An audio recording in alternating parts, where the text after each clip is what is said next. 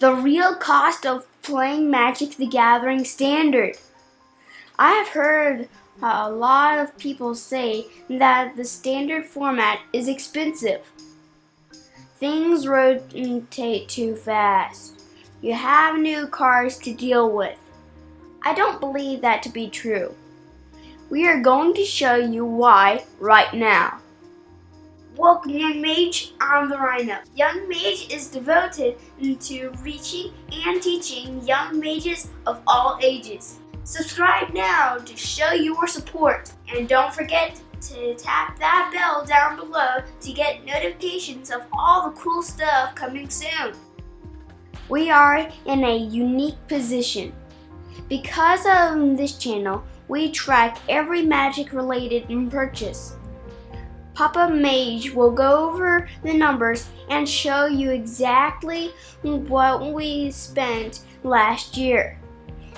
He will also break it down to a monthly cost. Take it away, Papa. Okay, Papa Mage here. So first thing you want to know is, why do we track our purchases? Well, number one, we set this up as a business for Rhino. It's a great learning tool for him, learn how to run a business, how to structure things and stuff like that. So tracking stuff like that is very, very important in any business. And also, you know, it is kind of a hobby for many people, and wouldn't you really want to know how much you spend on your hobby? So that's kind of you know, the reason why we do it. So what's not included in these numbers right here? Well, and the first thing is, we aren't tracking the value of the cards. It's just the purchase price. So if the cards go up or down or lose or gain value, it doesn't matter. It's how much we paid for the card. So, you know, bought a pack, bought a single, whatever. We're not including cost of driving from one location to another. So driving to the game store, because a lot of times we combine our driving with other things. So, you know, the bank's near the game store, so I stop off at the bank on Friday on our way to Friday Night Magic. You know, I can't really say that that was specific for that one thing. So that's, you know, we're not including driving cost. We're not including cost of food at events. The main reason is you got to eat anyway.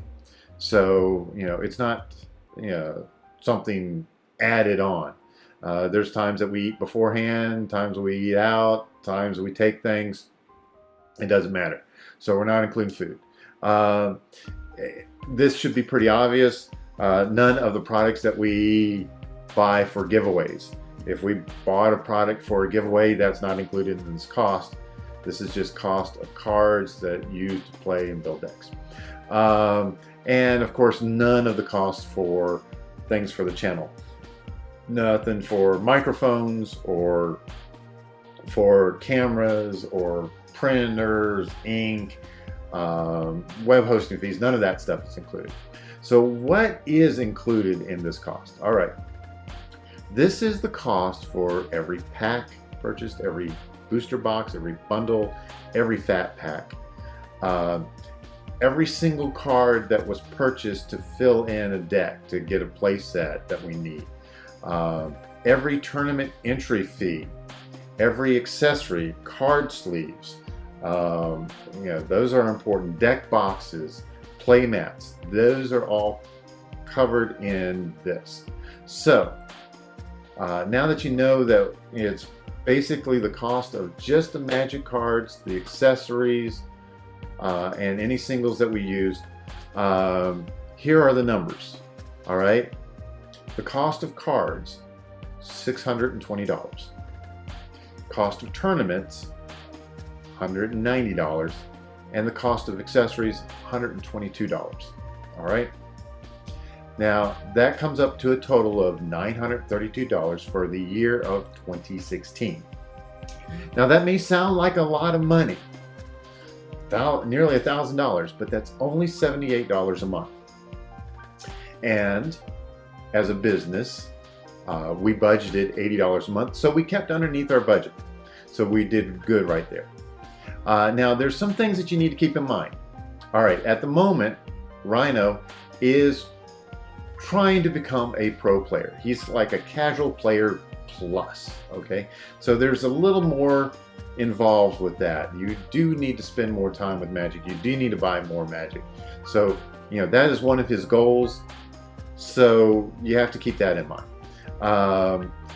He also likes variety. We construct about 8 decks a month. So there's a lot of variety, a lot of extra cards needed for that. And he learns a lot from that. Now, you also need to know that he has gotten good enough that he has gotten first place in several Friday Night Magic tournaments and in a couple of game day tournaments. So this isn't somebody who's just spending and spending and spending that isn't getting better. He is definitely getting better.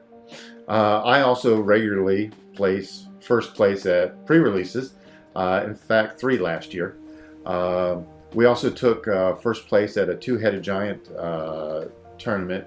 That was a side tournament at a Grand Prix, which leads me to this is the cost for 2 people, or more than 2 people, because Rhino's sister plays as well. She's kind of like a half person. She doesn't play that often, but she does play. So it's like 2.5 people under that $78 a month.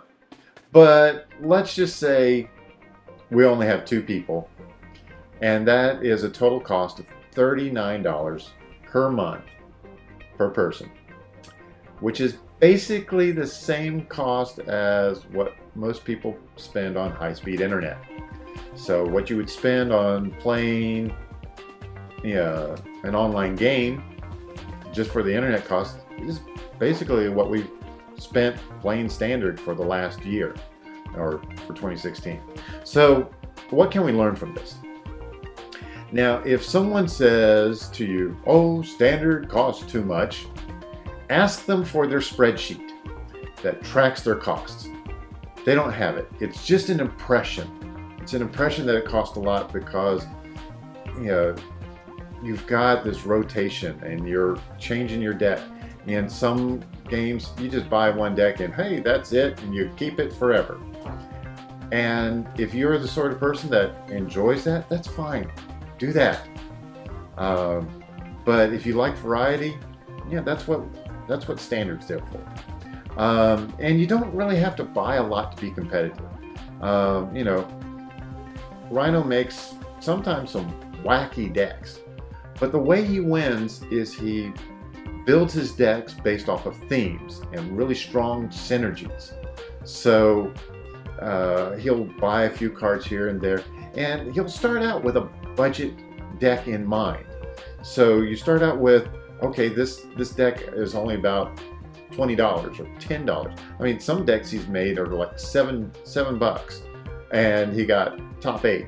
So they're great. You don't have to have the most expensive cards to be competitive. Now, if you're going to be on the Pro Tour, then yeah, you're going to spend a lot of money. But if you're learning and you want to have fun and you're a casual plus player, you don't have to spend that much. And this is a lot of fun, a lot of face-to-face interaction with people playing games for less than $40 a month. It's up to you. $40 a month? That doesn't sound like a lot to me. So now back to you, Rhino. Comment below and tell me what you think. Do you think these numbers are way off? Do you think you spend more or less on Magic? Make sure you click like on each of my videos. It helps out a lot. Don't forget to subscribe if you haven't already. And there are a few things here and here that may interest you. I have more videos coming out soon. And until then, Rhino out.